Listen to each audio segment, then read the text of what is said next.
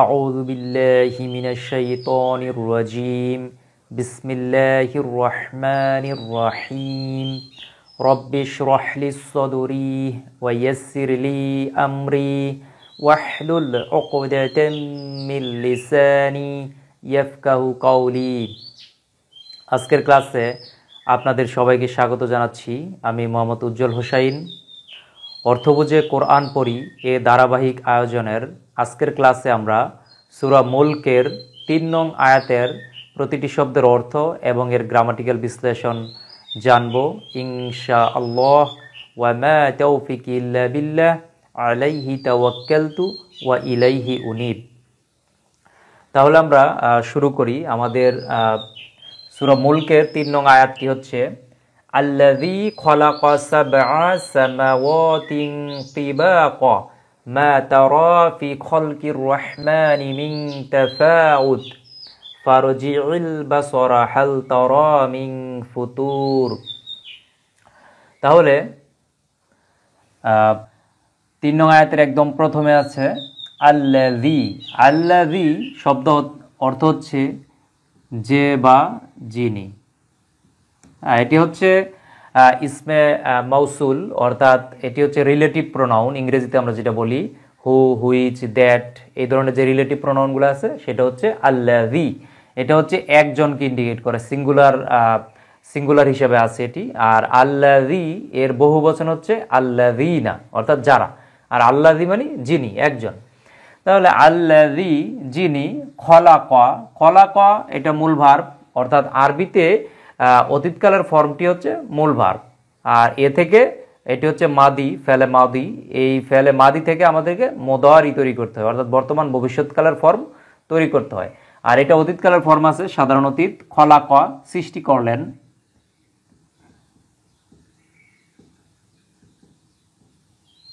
সৃষ্টি করলেন। তাহলে আল্লাযী খলাকা যিনি সৃষ্টি করলেন। সাবআ, সাবআ শব্দটা আসছে মূলত আরবিতে সাবউন। সাবউন মানে ৭। সাবউন শব্দের অর্থ হচ্ছে ৭। আবার সাবউনা অর্থ হচ্ছে ৭০। হ্যাঁ, তাহলে এই সাবউন শব্দ থেকে সাবআ শব্দ এসেছে। এখন আমি আগের ক্লাসগুলোতে বলেছি যে কোনো ইসেমের শেষ বর্ণের উপরে যেই হারাকতটা থাকে তাকে বলা হয় ইরাব। হ্যাঁ, তো শেষ বর্ণের উপরে যেই হারকত থাকে সেটা যদি পেশ হয় তাহলে সেই শব্দটা, সেই ইসেমটা সাবজেক্ট হিসেবে ব্যবহৃত হয়। আর শব্দের শেষে যদি জবর হয় তাহলে সেটা অবজেক্ট হিসেবে ব্যবহৃত হয়। যেহেতু এই জায়গায় ভার্ব চলে আসছে, খলাকা তিনি সৃষ্টি করলেন, পরের অংশটা হচ্ছে অবজেক্ট হিসেবে এটা ব্যবহার করা হচ্ছে, অর্থাৎ এটা মানসুব ফর্ম হয়েছে, যেটা আরবিতে বলা হয় মানসুব, অর্থাৎ অবজেক্ট। কারণ আল্লাহ সৃষ্টি করলেন, কি সৃষ্টি করলেন? সাবআ ৭, সামাওয়াত আকাশ, ৭ আকাশ তিনি সৃষ্টি করলেন। তার মানে এই ৭ আকাশ, এই দুইটা মিলে হচ্ছে আমাদের সাবজেক্ট। এই জন্য এই সাবআ শব্দটার শেষে সাবউন না হয়ে সাবআ হয়েছে, কারণ যেহেতু এটা অবজেক্ট হিসেবে ব্যবহার করা হয়েছে। আর অবজেক্ট হতে হলে শেষে অবশ্যই জবর থাকতে হবে। হ্যাঁ, শেষে পেশ থাকলে সেটা সাবজেক্ট হয়ে যাবে। হ্যাঁ, তো যেহেতু শেষে জবর দিতে হবে অবজেক্ট বানানোর জন্য, সেজন্য সাবআ শব্দ ব্যবহার করা হয়েছে। যাই হোক, তাহলে সাবউন থেকে সাবআ অর্থ হচ্ছে ৭। ৭, তাহলে আল্লাহ সৃষ্টি করলেন ৭। তারপরের অংশে আমরা আসি সামাওয়াত। সামাওয়াত শব্দটা যদি একটু বিশ্লেষণ করি আমরা, আরবিতে একটি মূল ক্রিয়া হচ্ছে সামা। সামা মানে হচ্ছে উপরে তোলা, উপরে তোলা বা নিক্ষেপ করা, উপরে তোলা, উঁচু করা বা উপরের দিকে কোনো কিছু নিক্ষেপ করা, এটা হচ্ছে সামা।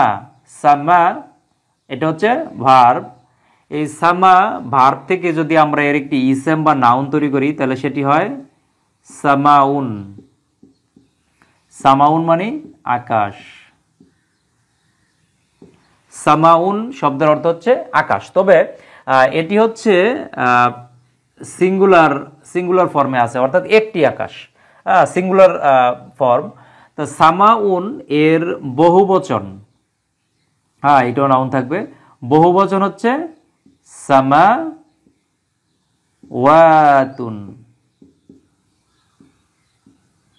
সামাওয়াতুন মানে আকাশমণ্ডলী বা আকাশসমূহ, আকাশসমূহ। অর্থাৎ এটি হচ্ছে প্লুরাল ফর্মে থাকবে। হ্যাঁ, সামাওয়াতুন মানে প্লুরাল ফর্ম।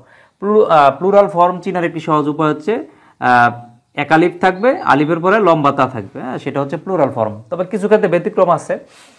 যাই হোক, তাহলে সামাওয়াতুন মানে আকাশসমূহ।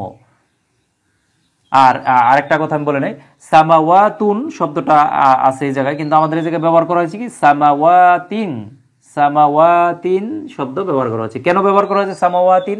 কারণ আমরা যদি আগের শব্দের সাথে এটি মিলাই, আমি আমার আগের ক্লাসগুলো তো বলেছি যখন আরবিতে দুইটা ইসেম পাশাপাশি আসে, হ্যাঁ, অর্থাৎ দুইটা নাউন, দুইটা বিশেষ্য যদি পাশাপাশি আসে, তখন একটি হয়ে যায় মোদাফ ইলাইহে, আরেকটি হয় শুধু মোদাফ।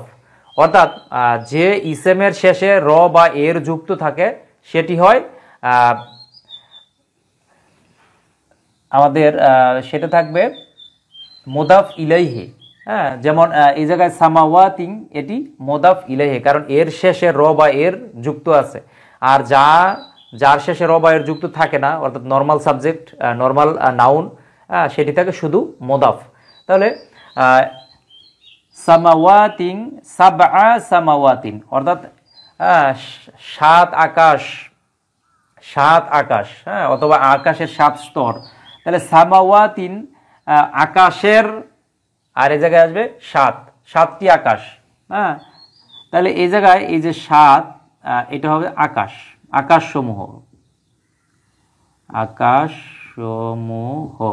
এটা হচ্ছে আমাদের মুদাফ ইলাইহি। হ্যাঁ, অর্থাৎ মুদাফ ইলাইহি থাকার কারণে এর শেষে তানউইন হয়েছে, অর্থাৎ দুইটি জের দেওয়া হয়েছে। যেহেতু এটি একটি অনির্দিষ্ট, হ্যাঁ, সেজন্য এর নিচে তানউইন অর্থাৎ দুইটি জের দেওয়া হয়েছে। যদি এটি নির্দিষ্ট থাকতো তাহলে একটি কাসরা বা জের ব্যবহার করা হতো। যাই হোক, তাহলে সাবআ সামাওয়াতিন, আকাশসমূহ, 7টি আকাশসমূহ তিনি সৃষ্টি করলেন। এই দুইটা মিলে হচ্ছে অবজেক্ট, তাহলে আল্লাযী, যিনি, খলাক, সৃষ্টি করলেন, সাবআ সামাওয়াতিন, 7টি আকাশ তিনি সৃষ্টি করলেন। তিবাক শব্দটা যদি আমরা একটু বিশ্লেষণ করি, তাহলে আমরা দেখতে পাই মূল ভার্ব হচ্ছে তবাক অর্থ হচ্ছে আবৃত করা বা ঢেকে দেওয়া, কোনো কিছু ঢেকে দেওয়া। হ্যাঁ, এর একটি নাউন, এটা হচ্ছে ভার্ব। তো এর থেকে যদি থেকে যদি আমরা এর নাউন তৈরি করি, ইসেম তৈরি করি, তখন কি আসে?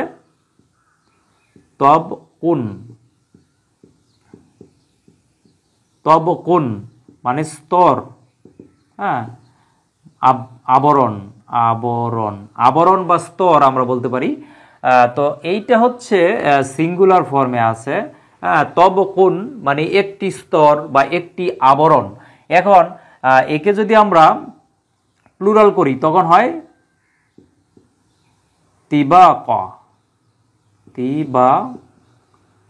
তিবাকুন। এই জায়গায় যেটা ব্যবহার করা আছে তিবাকুন, হ্যাঁ, শব্দটা হচ্ছে তিবাকুন, এটা হচ্ছে প্লুরাল। হ্যাঁ, এটা হচ্ছে স্তর সমূহ বা আবরণ সমূহ। হ্যাঁ, এই তিবাকুন শব্দটা থেকেই তিবাক। এখন তিবাক কেন ব্যবহার করা হচ্ছে সেটা আমি বলি। আমি আগে বলেছি যে কোনো ইসেমের শেষে যদি জবর থাকে তাহলে সেটি অবজেক্টিভ ফর্ম, অর্থাৎ সেটি মানসুব ফর্ম হিসাবে ব্যবহার করা হয়। তো এই জায়গায় এই তিবাকুন শব্দটা এই জায়গায় অবজেক্ট হিসেবে ব্যবহার করা হয়েছে। হ্যাঁ, এই অবজেক্ট হিসেবে অর্থাৎ কর্ম হিসেবে ব্যবহার করা হয়েছে। বাক্যে কর্ম হিসেবে ব্যবহার করলে শেষে দিতে হয় কি? তখন দুইটা জবর দিতে হবে। হ্যাঁ, তিবাকান, কারণ যেহেতু এটি অনির্দিষ্ট, এজন্য তানউইন অর্থাৎ দুইটি জবর দেওয়া হয়েছে। যদি নির্দিষ্ট থাকতো তাহলে একটি জবর থাকতো। তাহলে তিবাকান। তা আমরা জানি আবার আরেকটি সূত্র হচ্ছে, কোনো শব্দের কোনো ইসেমের শেষে যদি দুইটা জবর আসে তাহলে একটা খাড়া আলিফ দিতে হয়। হ্যাঁ, এটা হচ্ছে সূত্র। হ্যাঁ, তাহলে আলিফ দেওয়ার জন্য এই জায়গায় কি ব্যবহার করা হচ্ছে? এই যে কফের সাথে একবারে একটা এক আলিফ টান যোগ করা হয়েছে এইভাবে। হ্যাঁ, তাহলে তিবাকান এক আলিফ টান থাকবে। এইটাই ব্যবহার করা হয়েছে। তিবা ক, যেহেতু আমরা ওয়াক অফ করতেছি সেহেতু একালিফ টেনে পড়তে হবে এই জায়গায়, তিবা ক। তাহলে আশা করি যে বুঝতে পেরেছেন যে তিবা কোন থেকে কিভাবে তিবা ক হলো, হ্যাঁ, যেহেতু এটা অবজেক্ট হিসেবে ব্যবহার করা হয়েছে। তাহলে স্তরে স্তরে স্তরে স্তরে, যেহেতু এটা প্লুরাল, হ্যাঁ, স্তরে স্তরে বা আবরণে আবরণে বা অনেকগুলো আবরণ দিয়ে অনেকগুলো স্তর দিয়ে তৈরি করা হয়েছে।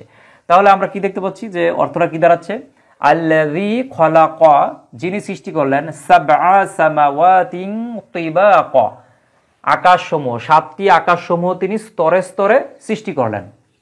আচ্ছা, তারপরের অংশে আমরা যাই।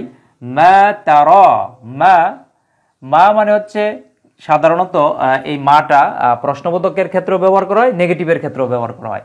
হ্যাঁ, নেগেটিভ তৈরি করতে গেলে অর্থাৎ কোনো একটি বাক্যকে যদি নফি করতে হয়, নাবোধক করতে হয়, তাহলে মা ব্যবহার করা লাগে। সেটি হচ্ছে অতীতকালের কোনো বাক্যকে যদি নেগেটিভ করতে হয় তাহলে মা ব্যবহার করা হয়, আর বর্তমান ভবিষ্যতের ক্ষেত্রে সাধারণত লা ব্যবহার করা হয়। তাহলে এই জায়গায় যেহেতু মা ব্যবহার করা আছে, আবার মা ইসমে মাউসুল হিসেবেও ব্যবহার করা হয়, রিলেটিভ প্রোনাউন হিসেবে, অনেক ক্ষেত্রে যা, যেগুলা ক্ষেত্রেও মা ব্যবহার করা হয়। তো এই জায়গায় এই মা অর্থ হচ্ছে না, হ্যাঁ, না, নাবোধক থাকবে মা তারা। হ্যাঁ, তারা শব্দটা যদি আমরা একটু বিশ্লেষণ করি,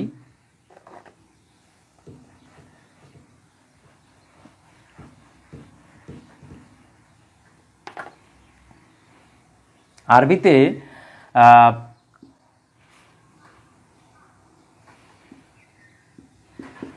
রআ মানে হচ্ছে দেখলো, হ্যাঁ, সে দেখলো, রআ। এই রআ অর্থ হচ্ছে দেখা। তো এটা হচ্ছে অতীতকালের ফর্ম, দেখলো।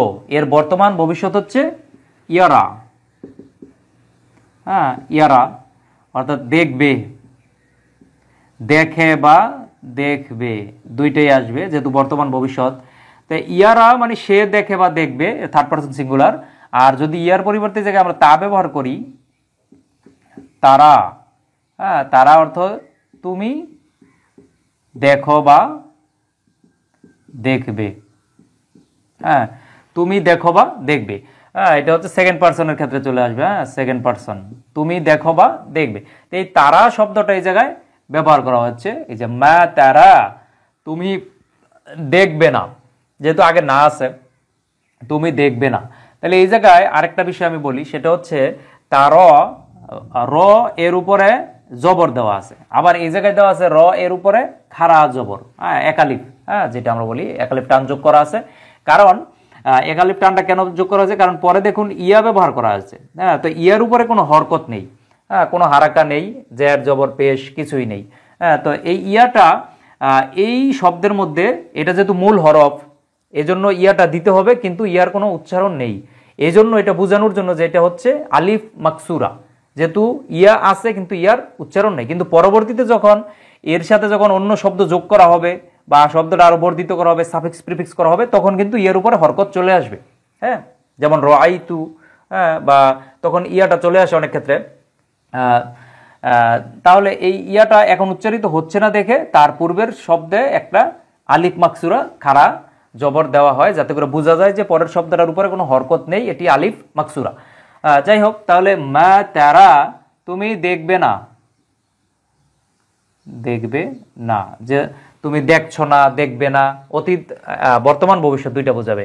তাহলে মা তারা, তুমি পাবে না বা তুমি দেখবে না।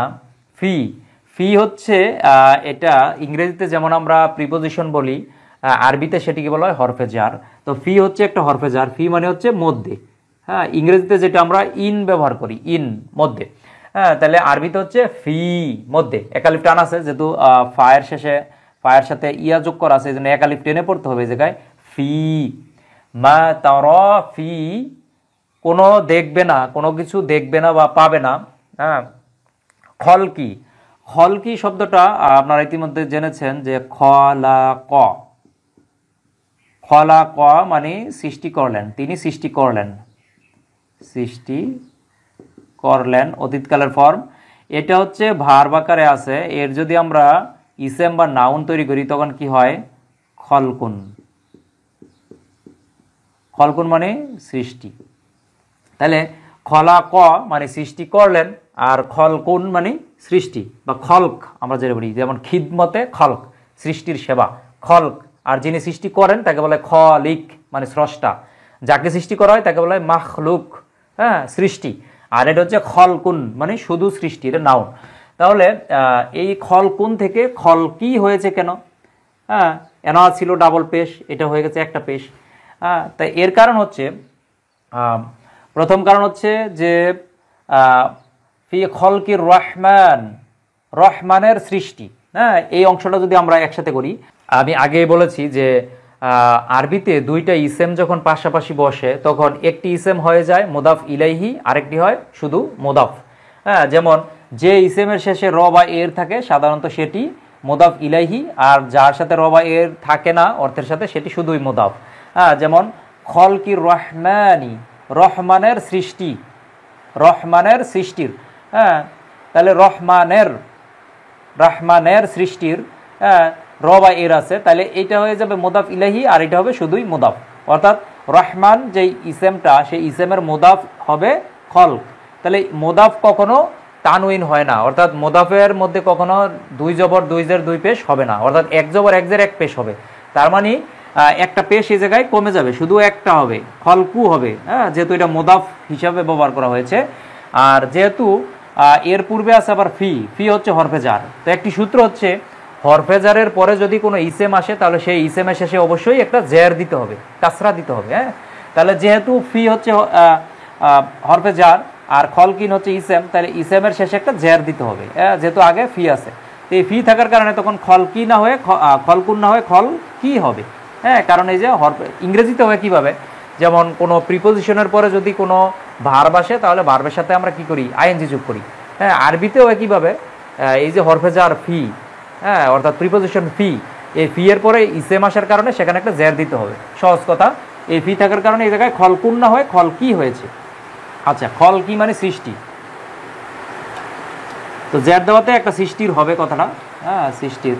আর রহমান শব্দটা যদি আমরা একটু বিশ্লেষণ করি, আরবিতে একটি ভার্ব হচ্ছে রহিমা, রহিমা মানে দয়া করা, রহিমা মানে দয়া করা, আর রহমান মানে যিনি দয়া করেন, দয়ালু। হ্যাঁ, রহমান মানে পরম দয়ালু, যেহেতু আলিফ লাম যোগ করে একে সমষ্টিবাচক করা হয়েছে, একে মানে ব্যাপকতা বোঝানো হয়েছে, মানে সর্বোচ্চ দয়াবান, পরম করুণাময়। হ্যাঁ, পরম করুণাময় বা রহমান আমরা ব্যবহার করি রাহমানের, হ্যাঁ, বা পরম করুণাময়ের। হ্যাঁ, এটা আমরা বলতে পারি পরম করুণাময়ের বা রহমানের। হ্যাঁ, তাহলে রহমানের সৃষ্টির মধ্যে তুমি দেখবে না, যেহেতু তারা আছে না তুমি থাকবে, কথাটা সাবজেক্ট সেকেন্ড পারসন। হ্যাঁ, মা তারা ফি খলকির রহমান, রহমানের সৃষ্টির মধ্যে তুমি ত্রুটি দেখবে না। হ্যাঁ, রহমানের সৃষ্টির মধ্যে তুমি দেখবে না। হ্যাঁ, কি দেখবে না? মিন তাফাউত, তাফাউত শব্দটা মিন মানে হতে, হতে বা অন্তর্ভুক্ত, অন্তর্ভুক্ত এই দুইটা বুঝাবে। মিনটা হচ্ছে আবার আরবি প্রিপোজিশন, অর্থাৎ হরফে জার। এই হরফে জার থাকলে তারপরের অংশে যেহেতু জের আসে, এই যে দেখুন তাফাউত, যেহেতু ওয়াক অফ করার কারণে আমরা এই জায়গায় থামি, সেই জন্য জেরটা উচ্চারণ করি না। হ্যাঁ, তাফাউত বলি, কিন্তু শব্দটা কি তাফাউতি। হ্যাঁ, শেষে একটা জের আছে, কারণ ওই জায়গায় মিন আছে, মিন হচ্ছে হরফে জার, আরবি প্রিপোজিশন, তাহলে পরের শব্দ অবশ্যই জের দিতে হবে। এখন আমরা তাফাউত শব্দটা একটু বিশ্লেষণ করবো। তাফাউত কিভাবে আসলো?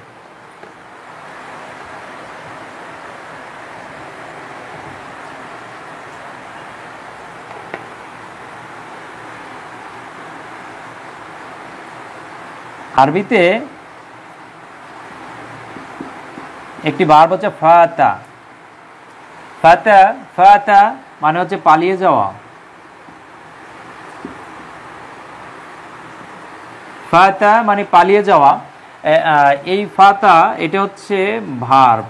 হ্যাঁ, এর মধ্য থেকে এর সাথে যদি আমরা সাফিক্স প্রিফিক্স করে ভার্বের নতুন নতুন ফর্ম তৈরি করতে পারি, অর্থাৎ নতুন নতুন মূল ভার্ব তৈরি হবে। আরবিতে সাফিক্স প্রিফিক্সের মাধ্যমে নতুন নতুন ভার্ব তৈরি হয়। যেমন ফাতা, এর সাথে যদি আমরা এর 6 নং ফর্ম, যদি যেটাকে আমরা 6 নং ফর্ম বলি, আপনারা যারা আরবি ভাব জানেন, হ্যাঁ কোরআন মাজিদে 21টি ভাব ব্যবহার করা হয়েছে। ভাব হচ্ছে আরবি ক্রিয়ার স্ট্রাকচার, হ্যাঁ, আরবি ক্রিয়ার স্ট্রাকচার মানে কোন স্ট্রাকচার অনুযায়ী আরবি ক্রিয়া ফরমেশন হয়, গঠন হয়, সেটাকে বলা হয় বাব। হ্যাঁ, তো এই 6 নং বাব, 6 নং বাব হচ্ছে এই ফাতা ভার্বের 6 নং ভার্ব হচ্ছে তাফাতা। তাফাতা তাফাতা এই 6 নং ভার্বের যদি আমরা এর নাউন ফর্ম নেই, হ্যাঁ, তাফাতা যে ভার্বটা, এই ভার্বের নাউন হচ্ছে তাফাউত। হ্যাঁ, আমি লিখলাম না, তাফাতা যে ভার্বটা 6 নং ফর্মের, এই ভার্বের একটা নাউন ফর্ম হচ্ছে তাফাউত, মানে কোনো অসঙ্গতি পাওয়া, কোনো ত্রুটি পাওয়া, হ্যাঁ, এইটা।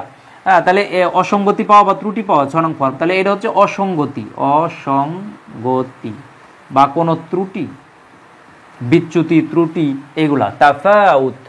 আর শেষে জের হয়েছে আগে মিন হরফে জার থাকার কারণে। তাহলে অর্থটা কি দাঁড়াচ্ছে, মা তারা, তুমি দেখবে না, ফি খলকির রহমানি, রহমানের সৃষ্টির মধ্যে, মিং তাফাউত, কোনো ত্রুটি বা হতে কোনো ত্রুটি বা অন্তর্ভুক্ত কোনো ত্রুটি এর অন্তর্ভুক্ত তুমি পাবে না। অর্থাৎ রহমান বা দয়াময়ের সৃষ্টির মধ্যে তুমি কোনো ত্রুটি দেখবে না। এখন আমরা আসি এই অংশে, ফারজিউল বাসরা হাল তারা মিন ফুতুর। তো ফারজিই শব্দটা যদি আমরা একটু বিশ্লেষণ করি, ফারজিই এই শব্দটার মধ্যে দুইটা অংশ আছে। একটা হচ্ছে ফা, ফা মানে হচ্ছে সুতরাং, যেটা ইংরেজিতে আমরা বলি সো, দেয়ারফর, দ্যাটস ওয়াই, হ্যাঁ, এগুলা কোঅর্ডিনেটিং কনজাংশন হিসেবে আসবে, যেটা সংযোজক অব্যয়। তাহলে এই ফা, তারপরের অংশ হচ্ছে আরেকটা ভার্ব, সেটা হচ্ছে আরবিতে একটি ভার্ব হচ্ছে রাজা আ। রাজা আ মানে ফিরে আসা, পুনরায় আসা, পুনরায় আসা। রাজা আ এটা হচ্ছে ভার্ব, অতীতকালের ফর্ম। তো রাজা আ এর বর্তমান ভবিষ্যৎ হচ্ছে ইয়ারজিউ। এই বর্তমান ভবিষ্যৎ থেকে এর একটি আদেশমূলক অর্থাৎ ইম্পারেটিভ ফর্ম হচ্ছে, এটা হচ্ছে ইম্পারেটিভ ফর্ম থাকবে। ইম্পারেটিভ ফর্ম হচ্ছে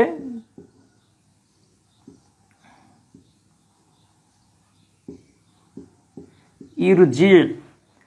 ইরজি অর্থ হচ্ছে ফিরে আসো,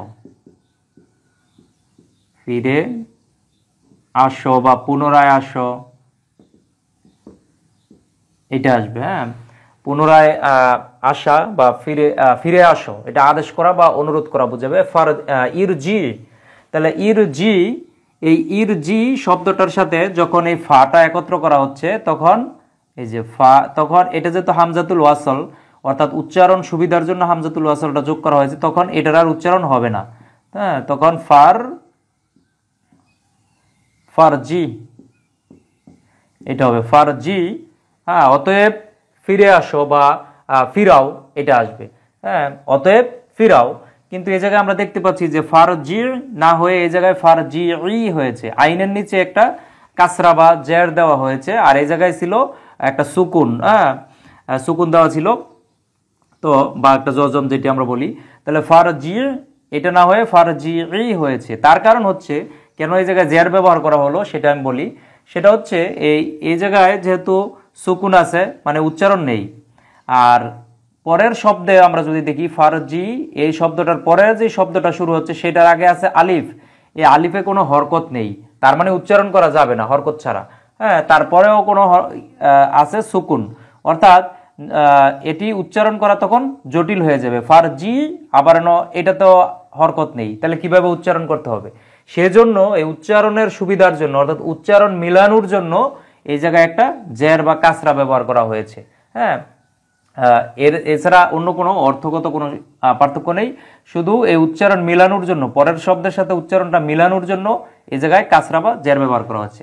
তার মানে ফারজিউল বাসরা, তার মানে এটা হবে তুমি ফিরাও, পুনরায় ফিরে আসো বা ফিরাও। হ্যাঁ, এটা ফিরাও আমরা দেই, ফিরাও, হ্যাঁ, কথা মিলানোর জন্য।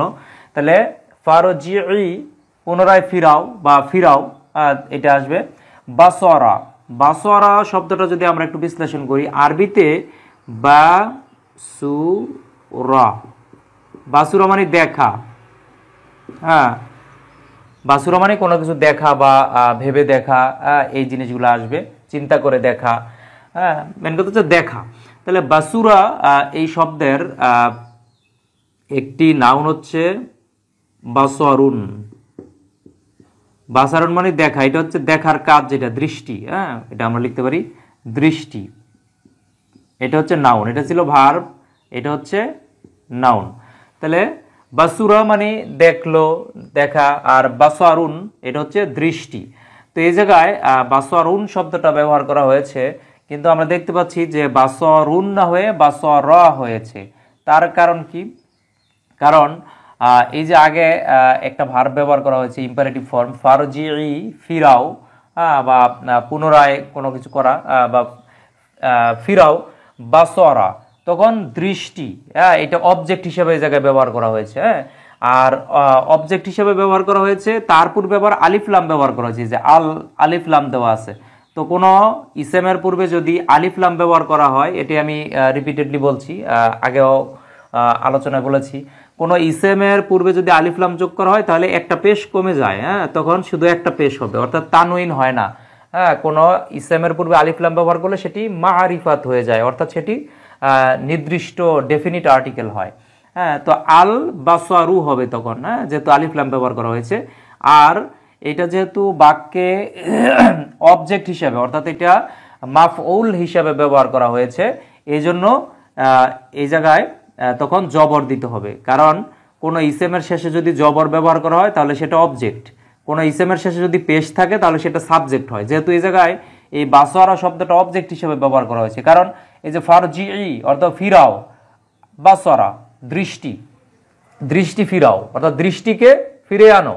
হ্যাঁ, তাহলে এই জায়গায় এই দৃষ্টিটা হচ্ছে অবজেক্ট, দৃষ্টি, দৃষ্টিকে বা দৃষ্টি, যেহেতু অবজেক্ট মাফউল হিসাবে ব্যবহার করা হয়েছে, সেজন্য এই জায়গায় জবর ব্যবহার করতে হবে আমাদের।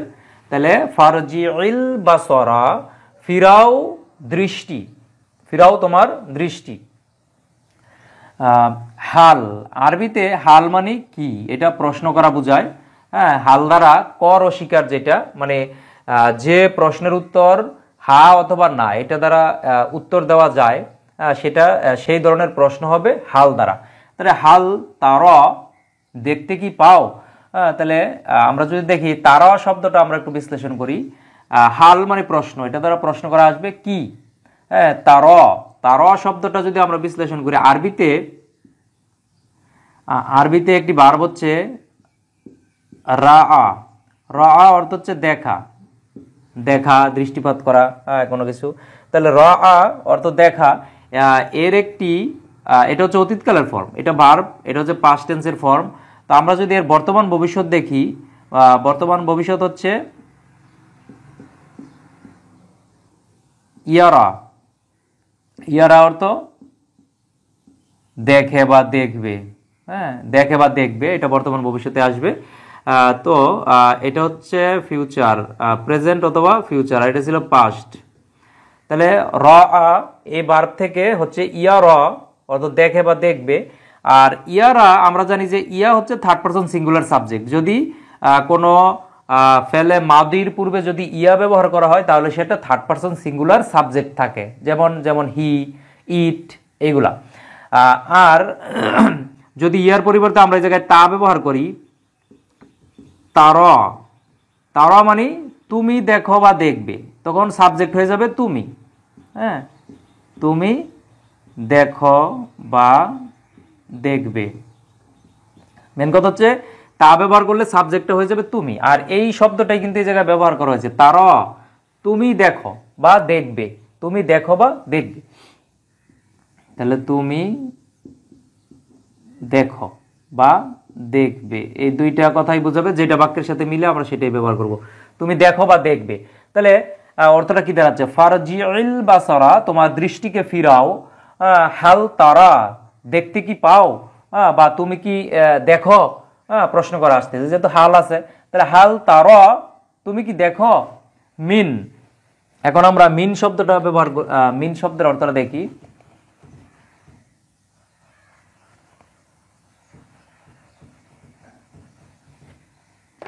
মিন শব্দটা হচ্ছে আরবিতে এই যে মিন, মিন মানে হচ্ছে হতে বা অন্তর্ভুক্ত। অন্তর্ভুক্ত এই মিন এটি হচ্ছে হরফে জার বা আরবি প্রিপোজিশন। ইংরেজিতে যেমন আমরা ফ্রম ব্যবহার করি প্রিপোজিশন, তা আরবিতে এই মিনটা হচ্ছে আরবি প্রিপোজিশন অর্থাৎ হরফে জার। এই মিনটা আবার কিছু কিছু ক্ষেত্রে অন্তর্ভুক্ত অর্থ আকারে আসে, যেমন মিনাস সবিরিন, কোরআনে অনেকবার ব্যবহার করা হচ্ছে। সবিরিন যারা ধৈর্যশীলদের অন্তর্ভুক্ত, হ্যাঁ।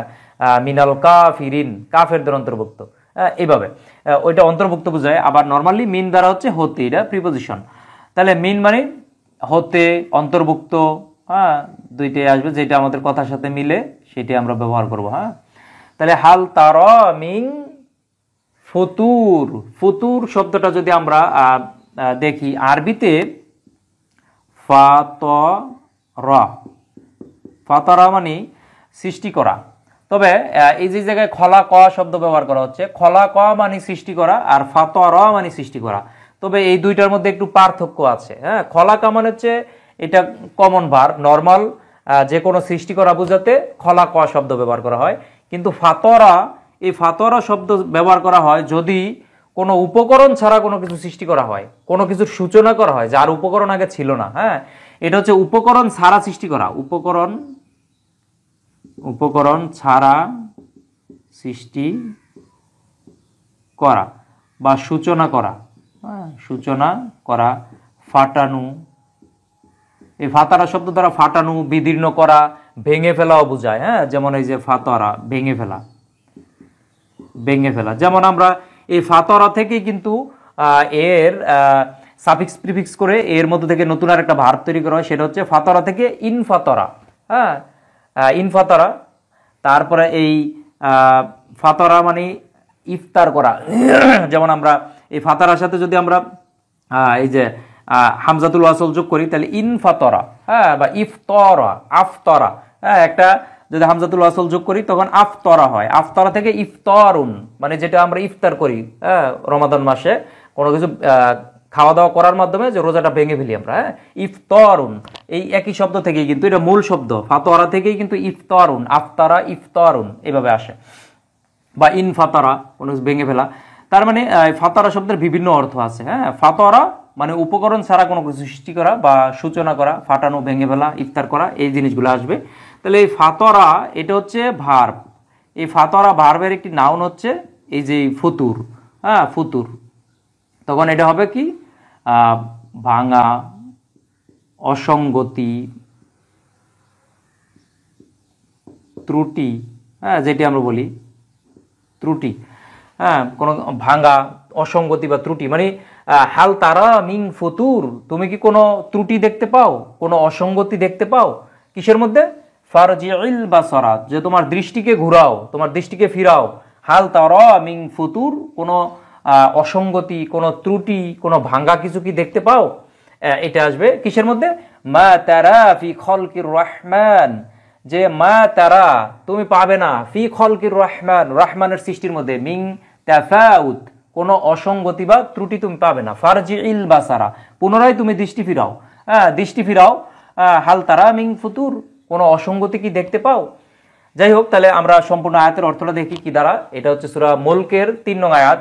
আল্লাযী খালাকা সাবআ সামাওয়াতিন তিবাকা, যে যিনি সৃষ্টি করলেন স্তরে স্তরে 7টি আকাশ, অথবা 7টি আকাশের স্তরে স্তরে স্তরে যিনি সৃষ্টি করলেন 7 আকাশ। মা তারা ফি খলকির রহমানি মিন তাফাউত, যে মা তারা তুমি দেখবে না তার সৃষ্টির মধ্যে, রহমানের সৃষ্টির মধ্যে তুমি কোনো অসঙ্গতি বা ত্রুটি দেখবে না। ফারজিল বাসারা পুনরায় দৃষ্টিকে ফিরাও। হাল তারা মিন ফুতুর কোনো ত্রুটি বা কোনো অসঙ্গতি কি দেখতে পাও? তো ধন্যবাদ সবাইকে। আশা করি আজকের ক্লাসের মাধ্যমে আপনারা সূরা মুলকের 3 নং আয়াতের প্রতিটি শব্দের অর্থ এবং এর গ্রামাটিক্যাল বিশ্লেষণ জানতে পারলেন। আমরা ধাপে ধাপে, যেহেতু সূরা মুলকে 30টি আয়াত আছে, আর আমি চেষ্টা করছি যে প্রতিদিন মানে এক একটা ক্লাসে এক একটা আয়াত, অর্থাৎ 30টি ক্লাসের মাধ্যমে 30টি আয়াত আমরা বিস্তারিতভাবে জানবো ইনশাআল্লাহ। আসসালামু আলাইকুম ওয়া রাহমাতুল্লাহি ওয়া বারাকাতুহু।